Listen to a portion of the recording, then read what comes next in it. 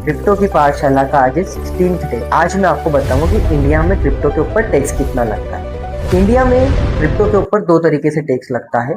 एक होता है आपका डिलीवरी बेसिस पे, एक होता है आपका एफ एंड ओ बेसिस पे। अगर डिलीवरी बेसिस पे मान लीजिए आपने आज क्रिप्टो खरीदा और आज से 1 महीने बाद आप उसको सेल आउट करते हो, तो आपको 1 लाख रुपए का प्रॉफिट हुआ फॉर एग्जाम्पल के लिए। तो आपने जो 1 लाख रुपए का प्रॉफिट किया है, इसके ऊपर आपको फ्लैट 30% का टैक्स देना होगा।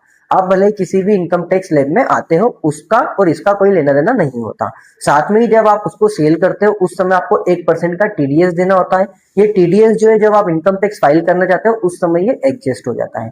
सिमिलरली अगर आप एफ एंड ओ में काम कर रहे हो, क्रिप्टो में आज खरीद रहे हो आज ही बेच रहे हो, या इसको आप जो एक्सपायरी तक होल्ड रख रहे हो, तो ये एफ एंड ओ ट्रेडिंग में आता है। एफ एंड ओ ट्रेडिंग में कुछ सीए का ऐसा मानना है कि ये स्पेक्युलेटिव ट्रेडिंग होता है। जैसे इंडियन इक्विटी मार्केट में आप बैंक निफ्टी निफ्टी में काम करते हो, तो उसमें क्या होता है, अगर आपका लॉस हो रहा है तो आपके बिजनेस के प्रॉफिट से सेटअप हो जाता है, और आप जिस इनकम टैक्स स्लैब में आते हो उस इनकम टैक्स स्लैब के अकॉर्डिंग आपको वहां पे टैक्स पे करना होता है। सिमिलरली क्रिप्टो में आपका जो लॉस हुआ है वो आप आपके बिजनेस से सेटअप कर सकते हो। साथ ही साथ इस लॉस को आप 4 साल के लिए कैरी फॉरवर्ड भी कर सकते हो, मतलब आने वाले 4 साल में आप इसको सेटअप कर सकते हो। साथ में ही आप जिस इनकम टैक्स स्लैब में आ रहे हो उसी इनकम टैक्स स्लैब के अकॉर्डिंग आपको क्रिप्टो का टैक्स देना होता है पर एफ एंड ओ के अंदर। अगर आप होल्डिंग बेसिस पे कर रहे हो, मींस आपने इसको लॉन्ग टर्म के लिए होल्ड कर लिया, 2 दिन 4 दिन 5 दिन 15 दिन 1 साल, तो आपको फिर फ्लैट 30% का टैक्स इस पे एप्लीकेबल होता है।